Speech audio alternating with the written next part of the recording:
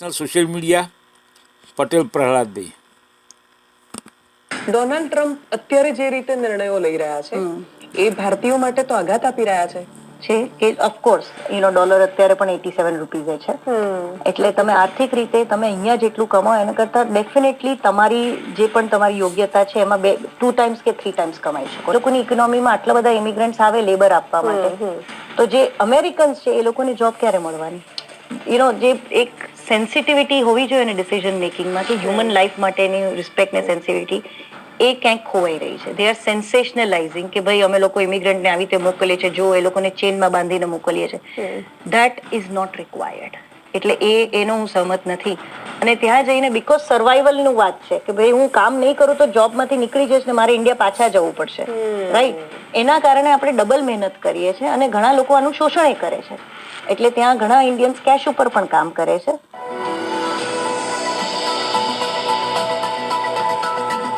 કે જે પ્રયત્ન કરે છે અમેરિકા પહોંચવાનો, સરહદ પાર કરવાનો, અને બરફની ચાદરમાં દટાઈ જાય છે. દિવસો પછી મૃતદેહ મળે છે અને એમાં નાનું બાળક પણ હોય છે.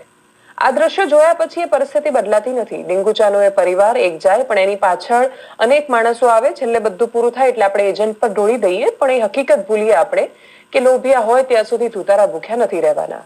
ફરી એકવાર સરહદ પાર કરવાનો પ્રયત્ન, ફરી એકવાર કોઈ પકડાય, અને હવે એ લોકો કે જે સરહદ પાર કરવાના પ્રયત્નમાં સફળ થઈ ગયા હતા, અમેરિકા પહોંચી ગયા હતા, પણ એ ગેરકાયદેસર હતા. અને પછી અમેરિકાએ હાથમાં હથકડીઓ હતી, પગમાં બેડીઓ બાંધેલી હતી અને 15 કલાકની ફ્લાઇટમાં આમ કડક બેસાડીને જે રીતે એમને મોકલ્યા, એ દ્રશ્યો આપણને થોડા વિચલિત કરે એવા હતા. પણ છતાંય આપણે હકીકત ભૂલી શકીએ એમ નથી કે જે ગયા એ ગેરકાયદેસર હતા. એમણે ઘણું બધું ગુમાવ્યું છે, પણ આના સિવાય કદાચ બીજી કોઈ અપેક્ષા રાખવી એ વ્યર્થ છે. સમજવું છે કે શું કામ એ અમેરિકાનું ડ્રીમ છે, અમેરિકામાં એવું શું છે કે લોકો જવા માંગે છે. આ વાતનો જવાબ માત્ર ભારતમાં બેસીને આપી શકાય એમ નથી. આ જવાબ એ જ આપી શકે જે અમેરિકામાં રહ્યું છે, જેણે અમેરિકાને મહેસૂસ કર્યું છે. ને એટલે જ આપણી સાથે ધ્રુમી ભટ્ટ છે. ધ્રુમી વર્ષો સુધી અમેરિકામાં રહ્યા છે. પહેલા ધ્રુમી વિશે જાણીશું અને પછી આપણા વિષય પર વાત કરીશું. ધ્રુમી, વેલકમ ટુ જમાવટ. Thanks for joining us. Thank you for having મી. અને પહેલા તમારા વિશે જાણીએ. તમે કેટલા વર્ષ પહેલા અમેરિકા ગયા, શું કામ ગયા, કેવું રહ્યા, કેવું જીવ્યા, શું કર્યું અમેરિકામાં? જી. સો હું અમદાવાદની દીકરી છું અને બોર્ન એન્ડ બ્રોટ અપ અમદાવાદમાં જ છું. અને 20 વર્ષની ઉંમરે મારું એજ્યુકેશન માટે, ફર્ધર એજ્યુકેશન માટે હું અમેરિકા ગઈ. ઓકે. વેલિડ વિસા લઈને ગઈ, સ્ટુડન્ટ વિસા લઈને ગઈ ત્યાં. અને જે અમેરિકન ડ્રીમ કહે છે કે સ્ટુડન્ટ વિસામાંથી તમે પ્રોફેશનલ વિસા H1 લો, એટલે સ્ટુડન્ટમાંથી તમે અપ્લાય કરો પ્રોફેશનલ વિસા માટે H1 લો, અને પછી પરમેનન્ટ રેસિડેન્ટ તરીકે તમે ગ્રીન કાર્ડ લો. એક આખી લાંબી પ્રોસેસ હોય છે અમેરિકામાં. અને બીજા બધા કન્ટ્રી કરતાં અમેરિકા જવું ખાસું ડિફિકલ્ટ છે, કેમ કે એ લોકોનું સ્ક્રુટિનાઇઝેશન ક્રાઇટેરિયા બહુ હાઈ હોય છે. એટલે બધાને આવી રીતના F1, H1 ગ્રીન કાર્ડ, જે વેલિડ વિસાસ છે અમેરિકા જવાના રહેવાના, એ બધાને મળતા નથી. 80 to 90% લોકો રિજેક્ટ પણ થાય છે. ઘણા બધા સ્ટુડન્ટ્સ રિજેક્ટ થાય છે, ઘણા બધા પ્રોફેશનલ્સ રિજેક્ટ થાય છે. ઇવન ટુરિસ્ટ માટે રિજેક્ટ થાય છે બધા લોકો. જી, ભગવાનની દયાથી બધું સેટ થયું મારું. અને F1 માંથી H1 અને H1 માંથી ગ્રીન કાર્ડ. અને મારી કર્મભૂમિ 20 વર્ષ અમેરિકા રહી. અને પછી દેશપ્રેમના સાધના કારણે અત્યારે ઇન્ડિયામાં એટલી બધી ઓપોર્ચ્યુનિટીઝ ઊભી થઈ ગઈ છે. પ્લસ મારું ફેમિલી પણ અહીંયા પાછું છે, અહીંયા ઇન્ડિયામાં. એટલે હું 2 વર્ષથી હવે ભારત છું. એકચ્યુઅલી છેલ્લા 7-8 વર્ષથી ભારત આવજા કરું છું. મારી કર્મા કનેક્ટ નામની NGO છે. અને ભારતના ગામડાઓમાં હું કામ કરું છું. અને મોસ્ટલી બધું જ ડોનેશન NGOમાં NRIs તરફથી જ આવે છે. એટલે NRI જે મારા મિત્રો છે ત્યાં, એ લોકો ઘણા બધા કનેક્ટેડ છે ભારત સાથે, અને ભારતના ઉત્કર્ષ અને ડેવલપમેન્ટ માટે એ લોકો ઘણો બધો પ્રયાસ કરે છે. As I told you, thankfully મારી જર્ની સારી રહી છે ત્યાં. પ્રોફેશનલ હતી અને મેં એક ટોપ MNCમાં એક્ઝિક્યુટિવ તરીકે જોબ કરી. ઓકે. અને હવે પાછા આવીને પાછા જવાનું તો મન નથી થતું, કેમ કે ભારતમાં એટલું બધું ડેવલપમેન્ટ થઈ ગયું છે, ઓપોર્ચ્યુનિટીઝ એટલી વધી ગઈ છે. પણ કેવિયટ છે કે હું અર્બન ભારતના એક સ્ટ્રેટામાં રહું છું, એટલે મને આ લાગે છે. પણ ઘણા બધા એવા છે કે જેના માટે અમેરિકામાં જે અમેરિકન ડ્રીમ કહીએ છીએ એ હજી બહુ જ રૂપાળું છે.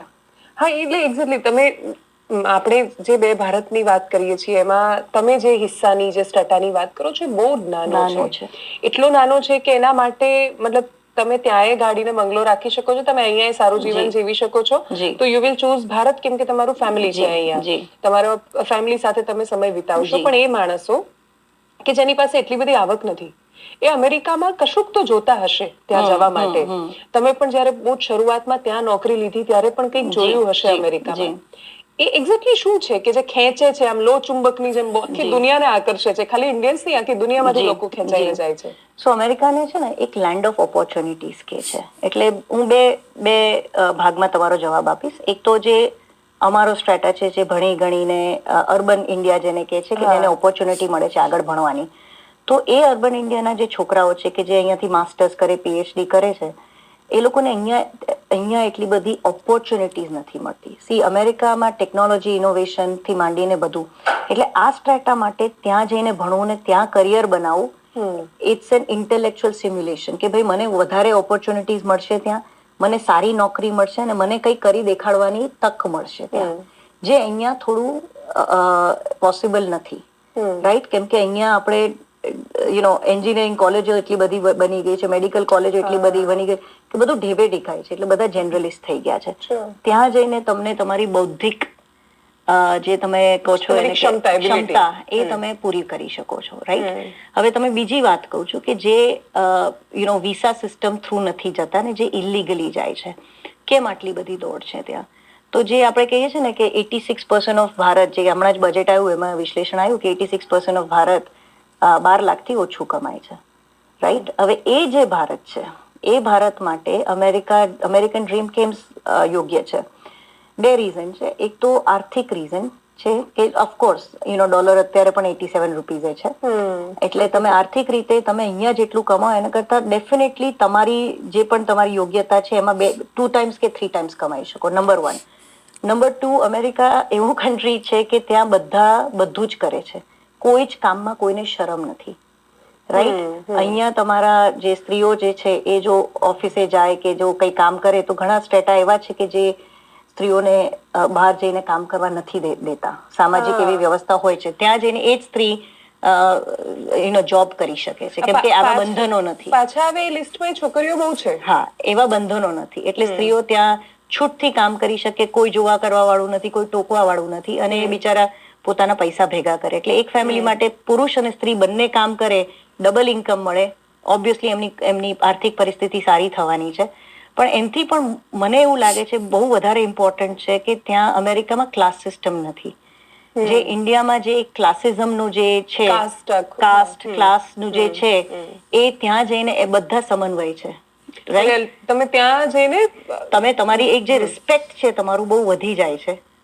રાઈટ? તમે એઝ અ હ્યુમન બીંગ તરીકે same people save people save people. US is a great. અહીંયા આજની ડેટમાં પણ અમુક જ કાસ્ટ કરે, અમુક જ કરે, એટલે ત્યાં જઈને જે ડિગ્નિટી ઓફ લેબર કે છે જેને, એ ત્યાં વધારે છે.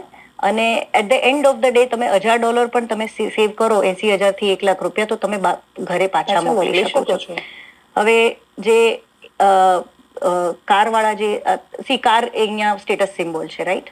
કેમ કે બધા પાસે નથી. કરેક્ટ. હવે ત્યાં તમે નાનું રિલાયન્સ ફ્રેશ જેવું કેશિયર, કોઈ પણ ગ્રોસરી સ્ટોર નો કેશિયર હોય ને, એ પણ કાર અફોર્ડ કરી શકે છે. એટલે આજની જે કનેક્ટેડ દુનિયા છે એમાં એ વિડીયો મોકલાવે કે હું સરસ કાર ચલાવીને ખુલ્લા હાઈવે પર જઈ રહ્યો છું, હું વ્હાઈટ પીપલ સાથે બીચ ઉપર ફરી રહ્યો છું. તો એના માટે જે ઈગો સેલ્ફ રિસ્પેક્ટ બૂસ્ટ આવે છે એ ખૂબ ઇમ્પોર્ટન્ટ છે એ માણસ માટે. એટલે આ પણ ઇમ્પોર્ટન્ટ છે. અને ત્રીજું બહુ જ ઇમ્પોર્ટન્ટ છે કે એ લોકો ફ્યુચરનું વિચારે છે કે મારા છોકરાઓ જો અમેરિકન સ્કૂલ પદ્ધતિમાં ભણશે, ડોક્ટર, એન્જિનિયર થશે, અને એવા તો હજારો એક્ઝામ્પલ છે કે 2nd generation 3rd generation immigrant આપણા ઇન્ડિયન્સ છે, એ લોકોએ ખરેખર કરતબ દેખાડ્યા છે. રાઈટ? મોટી મોટી સ્કૂલો મૂકી છે એ લોકોએ. હોટલ ઇન્ડસ્ટ્રી તો 60 to 70% આપણા ઇન્ડિયન્સ જ છે. એટલે એ લોકોને એમ છે કે ભાઈ ત્યાં જઈને એજ્યુકેશન લેશે તો આ લોકો જે છે એવા મોટા માણસો બની શકશે મારા છોકરા. એવું ડ્રીમ એ લોકો ઇન્ડિયામાં નથી જોઈ શકતા. ઓકે. અને આ માણસો એટલે જેમ કે તમે જે કહ્યું ને કે 2nd જનરેશન વાળો પોઈન્ટ બહુ જ વેલિડ છે, કેમ કે અહીંયાથી મોટા ભાગે જતા માણસો એવું કહે છે કે અમે ગમે તેમ કરીને છુપાઈને કે ડરીને કે કામ કરીને રહી લઈશું, પણ અમારા બાળકને ત્યાં અધિકારો મળશે. હવે એ ખતમ થઈ ગયા છે. ઇટ્સ લાઈક તમે અહીંયા ગયા, પ્રેગ્નેન્ટ હતા, ત્યાં જઈને બાળકને જન્મ આપ્યો, અને પછી બાળક ત્યાંનું સિટીઝન થઈ જશે એવું હવે નથી રહેવાનું. ડોનાલ્ડ ટ્રમ્પે એ અધિકાર ખતમ કરી નાખ્યો છે. અમેરિકા માટે એવું કહેવાય છે કે અમેરિકા ગ્રેટ એટલે છે કેમ કે બધાને મદદ કરે છે, આ પ્રકારના નિયમો છે, આ પ્રકારના નીતિ નિયમો, પણ એને અમેરિકાને પણ તો નુકસાન પહોંચાડ્યું હશે. ડોનાલ્ડ ટ્રમ્પ અત્યારે જે રીતે નિર્ણયો લઈ રહ્યા છે એ ભારતીયો માટે તો આઘાત આપી રહ્યા છે. યસ, ઇમિગ્રન્ટ ભારતીયો જેને લો બ્રેક કરીને ત્યાંના વિસા લીધા છે.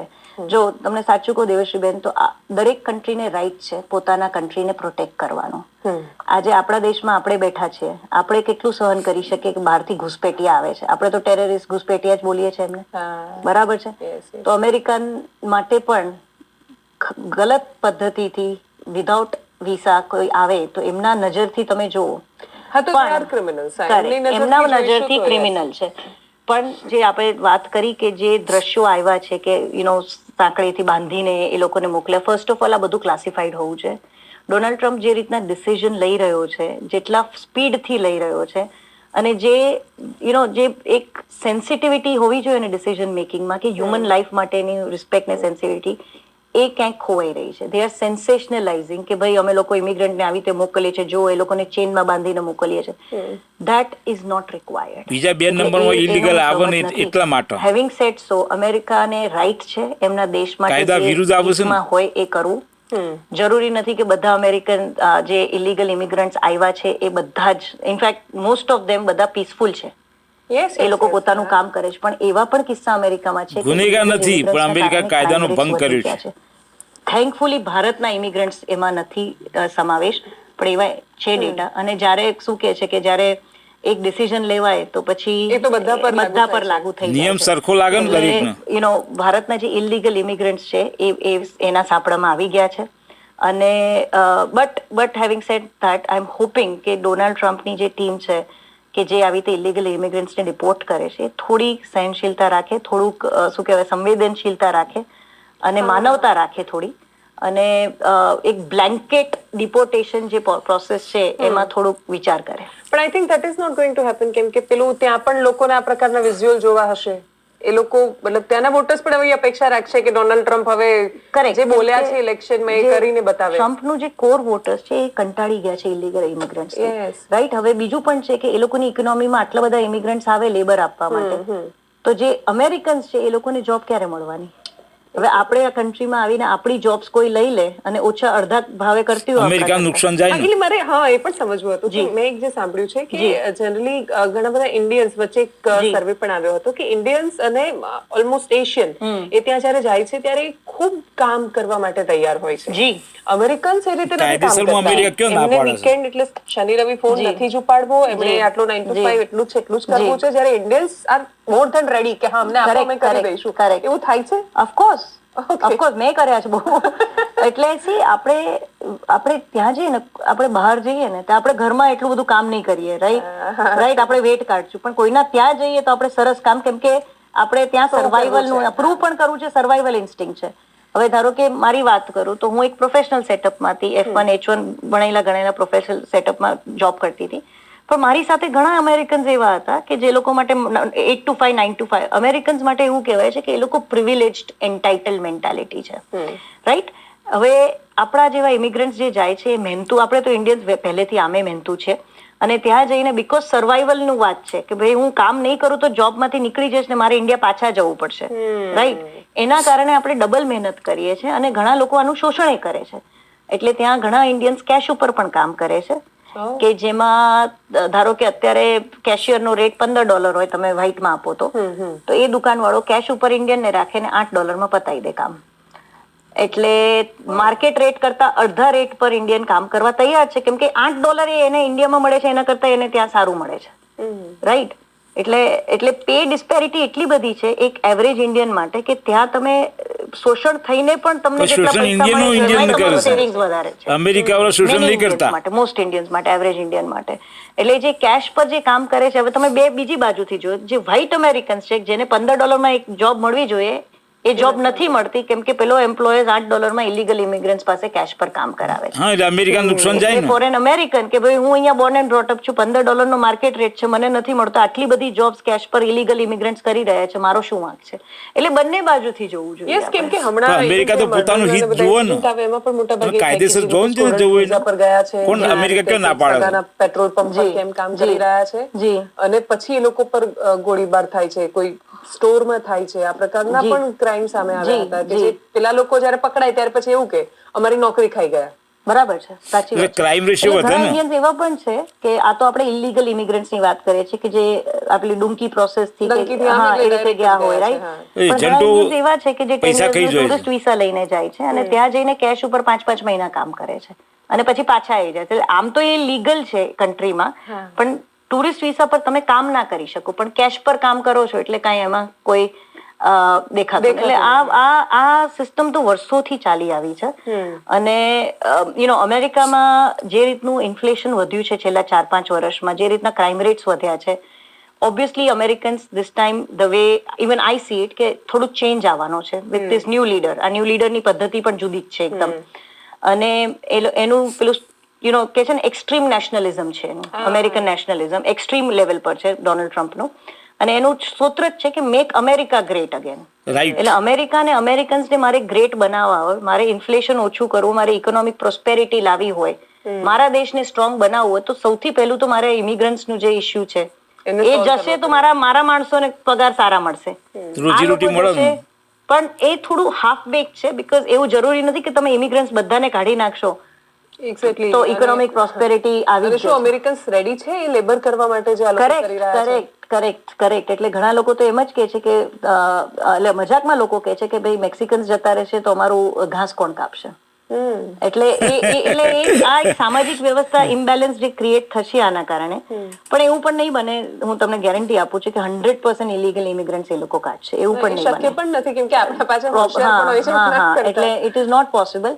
હેવિંગ સેડ ધેટ, આ એક છે ને, this is like a caution sign કે ભાઈ તમે આવી પદ્ધતિથી જતા હો ત્યાં તો પ્લીઝ ચેતજો અને વિચારજો કે ભાઈ 50-60 લાખ રૂપિયા આપીને એજન્ટોને આપીને હું આવી રીતે જઉં છું અને આવી રીતના મારે પાછા આવવાનું થશે, એ 60 લાખ હું વ્યાજ પર ક્યાંય મૂકીશ તો મારી લાઈફ સારી હશે ઇન્ડિયામાં. પણ ઓલમોસ્ટ આ કોઈની પાસે એટલા છે નહીં 50-60 લાખ, એટલે લોન પર લીધા છે. ઓહો. અને પછી ગયા છે. હા, જમીનો વેચીને ગયા છે. અને એજન્ટો કમાયા કે ભાઈ ત્યાં જઈને કમાઈને ચૂકવી દઈશું. જી. ઘણા બધા જે ત્યાં છે સેટલડ ઓલરેડી, એ લોકો પણ લોન આપી રહ્યા છે. જી કે ભાઈ આવતા રહો અને ત્યાં આવીને ગમે એટલે ગામો ગયા છે ઇન્ડિયાથી. અને એક ગામનું એક ઘર જાય, આપને તો ખ્યાલ છે એક ડિસ્ટ્રિક્ટ છે આપણે ગુજરાતમાં, એક ઘર જાય તો એ 10 ઘરને લઈ જાય છે ત્યાં. બરાબર છે. પેલા ફેમિલી સિસ્ટમ થઈ ગયું છે, આખી ફેમિલી સિસ્ટમ ત્યાં થઈ ગઈ છે, આખું ફેમિલીઝ બધા સેટલ થઈ ગયા છે ત્યાં. અને એક ઇન્ડિયન્સની ખાસિયત છે કે ભાઈ એકબીજાને મદદ કરે. એટલે એમ કરીને બધાના, અને એ લોકોના જે છોકરાઓ છે હવે તો એ લોકો અમેરિકન સિટીઝન્સ છે બધા. હા ને, એ લોકો તો સમૃદ્ધ થયા ત્યાં. કરેક્ટ. હવે એ પણ તમે વિચારો કે જો અત્યાર સુધી બર્થ રાઇટ સિટીઝનશીપ હતી, એટલે તમે અહીંયાથી ધારો કે તમે ભલે ડંકી પ્રોસેસ થી ગયા હો, ત્યાં જઈને તમે જેવું છોકરું પેદા કરો એ છોકરું ત્યાંનું સિટીઝન થઈ જાય. એ સિટીઝન છે. The child can file for the mother father. એટલે તમે સડનલી એટલે વિધિન અ યર જો કપલ ત્યાં છોકરું કરે તો 1 વર્ષમાં એ ફાઇલ કરી દે તો એના મા બાપ પછી સિટીઝન પોતે જ બની જાય છોકરાના થ્રુ. એટલે આ બધું ઘણા વર્ષોથી ચાલતું આવે છે. અને અમેરિકા, મેં કીધું એ પ્રમાણે, ટફેસ્ટ છે ઇમિગ્રેશન માટે. પણ અમેરિકામાં સેવિંગ્સ પણ એટલા છે ને quality of life A highest, એટલે બધાને અમેરિકા જવાની છે. ધારો કે અત્યારે કેનેડા એર પોલ્યુશન, અને સાચું કહું ને તો નાની માથાકૂટો નથી, રાઈટ? નાની વસ્તુઓમાં જે આપણે અહીંયા માથાકૂટો થાય છે, કેમ કે લોકોના અહીંયાના વર્ક એથિક, આપને તો ખ્યાલ છે ગવર્મેન્ટ કચેરીઓથી માંડીને બધે, ત્યાંનું વર્ક એથિક જ આખું જુદું છે. ત્યાંનું વર્ક એથિક જે ગવર્મેન્ટ એમ્પ્લોઈઝ હોય છે એ લોકોનું વર્ક એથિક સર્વિંગનું હોય છે કે હું તમારા માટે શું કરી શકું. અહીંયા આજે પણ ઇન્ડિયાનો 3 લાખનો પગારદારી હોય અને ખેડૂત પાસે 300 રૂપિયાનો લોચ માગે તો તારે કોમ કરે, એટલે ઇન્ડિયાનું લેવલ તો નીચામાં નીચું જ છે. વડાપ્રધાન જૂઠું બોલતો હોય તો પછી કેના પણ સારી અપેક્ષા રાખવાની? તમે કોઈ ગવર્મેન્ટ ઓફિસમાં જાઓ તો તમને એમ લાગે કે તમે શું કરશો પહેલા. હા, તમે આજીજી કરી રહ્યા છો.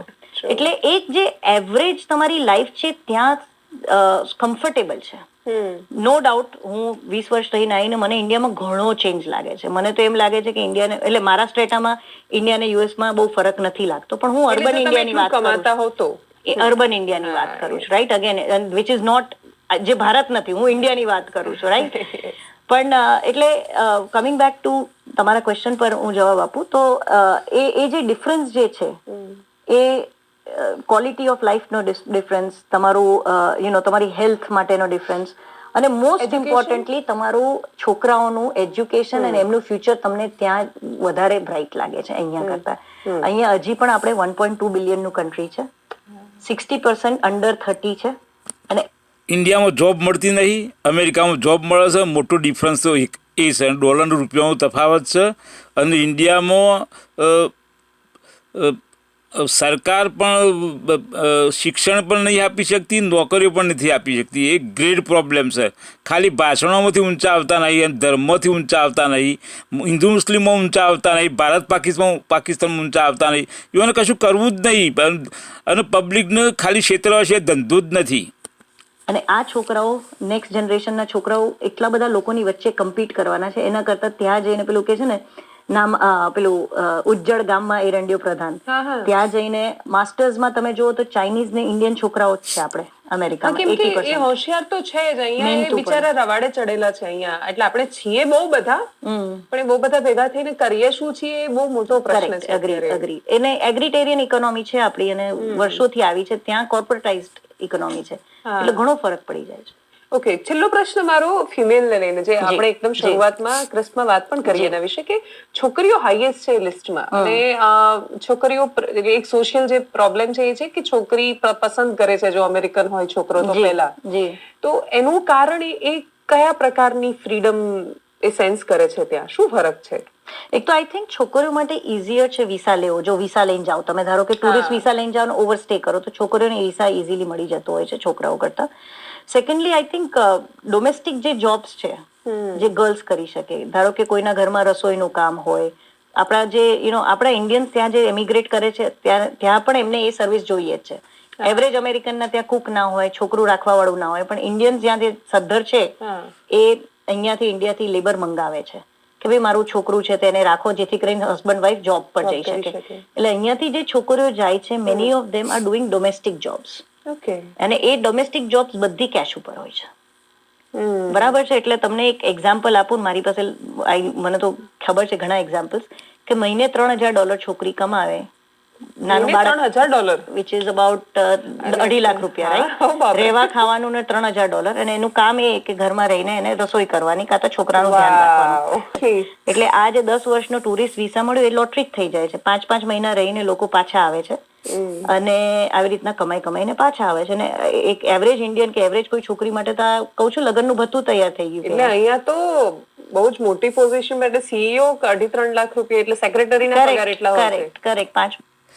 ઇન્ડિયાથી અમેરિકા આવે અને એ લોકો જે જોબ કરે અને એના જે ડોલરના રૂપિયામાં તફાવત કરે, એ તો જિલ્લાના કલેક્ટર જેટલો પગાર થતો હોય છે. માટે ગ્રેટ અમેરિકા કહેવાય છે. પણ ઇન્ડિયનોએ શોષણ પણ કર્યું છે, ઇન્ડિયનનું શોષણ કર્યું છે. અને અમેરિકાની વસ્તીનું જોબો ના મળતી હોય અને 2 નંબરના સસ્તા મળતા હોય, એનો તફાવત થાય છે, એના પ્રોબ્લેમ ઊભા થાય, એનાથી ક્રાઇમ રેશિયો વધે. અમેરિકાની પોલિસી કેવી છે? Same people, save people, save people, સબ સરખા, no difference. That is good. America is great. 5 મહિનામાં કમાઈને છોકરી પાછી આવે આટલું, વાવ, બરાબર છે? એટલે 5 મહિનામાં 15 લાખ લઈને પાછી આવે. એટલે એના માટે તો આ ટુરિસ્ટ વિઝા જે લીધો છે 10 વર્ષનો મળ્યો છે, પાછી 5 મહિના અહીંયા રોકાઈને પાછી જતી રહે. આ ટુરિસ્ટ વિઝા છે. પછી ડંકી પ્રોસેસ થી શું કરે કે ભાઈ તમારો વિઝા એક્સપાયર થઈ ગયો, 6 મહિનાનો આપ્યો ને એક્સપાયર, તોય તમે રોકાઈ જાઓ, ડોક્યુમેન્ટેડ છો નહીં, ગાયબ થઈ જવાનું. એવો ગાયબ. એટલે હવે પછી એમાં તો પછી વધારે કઈ, અને કોઈના ઘરે તમે કામ કરતા હો, કેશ પર તમને પગાર મળતો હોય, એટલે તમારું કોઈ ટ્રેલ તો છે જ નહીં. અને આ બધું નોન ટેક્સ મની છે. એટલે તમે અમેરિકાની નજરથી જુઓ તો ઘણું બ્લેક ઇકોનોમી છે, બ્લેક ઇકોનોમી ચાલી રહી છે એમના લેન્ડ ઉપર. હવે આપણે ઇન્ડિયામાં આપણે વિચાર કરીએ, આપણે જ સહન નથી કરતા કે ભાઈ આ બધા સરહદ પારથી બધા આવે છે, આપણે સહન કરી શકીએ છીએ આ વાત? તો એ લોકોને વર્ષોથી સહન કરવું પડે છે આ વાત. એટલે ટ્રુબલું અમેરિકન માટે આ ડિફિકલ્ટ છે ડાયજેસ્ટ કરવું. આપણે થોડીક સંવેદનશીલતાથી વિચાર કરીએ, કેમ કે આપણા લોકો છે, આપણને દુઃખ થાય છે. પણ આ જે વિઝ્યુઅલ્સ આવી રહ્યા છે ચેન વાળા, ને આ બધા વિઝ્યુઅલ્સ શુડ બી ક્લાસિફાઈડ. આ બધે મીડિયા પર ના પબ્લિશ કરવા જોઈએ. થોડીક ડિગ્નિટી રાખે અમેરિકા આ કેમ કે એ લોકો એના માટે જ ગયા હતા જી જી કે એમને એક સારું ગૌરવપૂર્ણ જીવન મળી જી શકે. જી જી અને ત્યાં ટૂંકમાં આનો સાર હું લઉં તો કે જો તમારી પાસે તમારું અમેરિકન ડ્રીમ છે, તમારે એ પ્રકારનું જીવન જીવવું છે, તો ગો થ્રુ લીગલ પ્રોસેસ અને જઈને પ્રયત્ન કરો. મળે તો નસીબ, અને નહીં તો પછી પ્રયત્ન કરીએ કે અહીંયા એવું કંઈક ઊભું કરવાનું. અને જો લીગલ પ્રોસેસ થી ના ગયા તો દુઃખ ના કરો આ વસ્તુનું, રાઈટ? કેમ કે પણ આનો એક સારો રસ્તો છે દરેકના માટે, દરેક દેશો માટે, દરેક પબ્લિક માટે. $50,000 લઈ અને ગ્રીન કાર્ડ આપવાનું, સિટીઝનશીપ આપવાની, એનો ટાઈમ પિરિયડ નક્કી કરવાનો, સરકારમાં ટેક્સની આવકો ચાલુ થઈ જાય, સરકારની તિજોરી ભરી જાય. અમે અમેરિકા ગ્રેટ જ રહે. એટલે આ બાબતમાં તો પોઝિટિવ વિચારવું જોઈએ, કારણ કે અમેરિકા હ્યુમેનિટીમાં માને છે, માટે દરેકને જોબ આપવી જોઈએ. બે ઇલીગલ આવ્યા તો ભલે આવ્યા તો એની આવક ચાલુ થાય અને 50,000 રૂપિયા પૂરા થાય એના હપ્તા કરવા જોઈએ. પૈસા ભરાય પછી ગ્રીન કાર્ડ, સિટીઝનશીપ, સરકારની તિજોરી ભરાય. અને અમેરિકા તો બહુ મોટું છે, એટલે અમેરિકાના દેશની બહુ જબરજસ્ત આવક થાય. અને અમેરિકા તો અમે ગ્રેટ રહેવાનું જ છે. જો અમેરિકાએ આ બાબતમાં પોઝિટિવ વિચારવું જોઈએ, એવું મારો પોતાનો મત છે. હું પોતે ટ્રમ્પની જગ્યાએ હોય તો આ કરું, 50,000 લઈ અને લોકોને સિટીઝનશીપ આપી દઉં, ગ્રીન કાર્ડશીપ આપી દઉં, અને લોકોને કમાવાનો ચાન્સ આપું. સરકારના ટેક્સની આવક થાય, સરકારની તિજોરી ભરી જાય. મારે પોતાને કરવાનું તો આ જ કરું.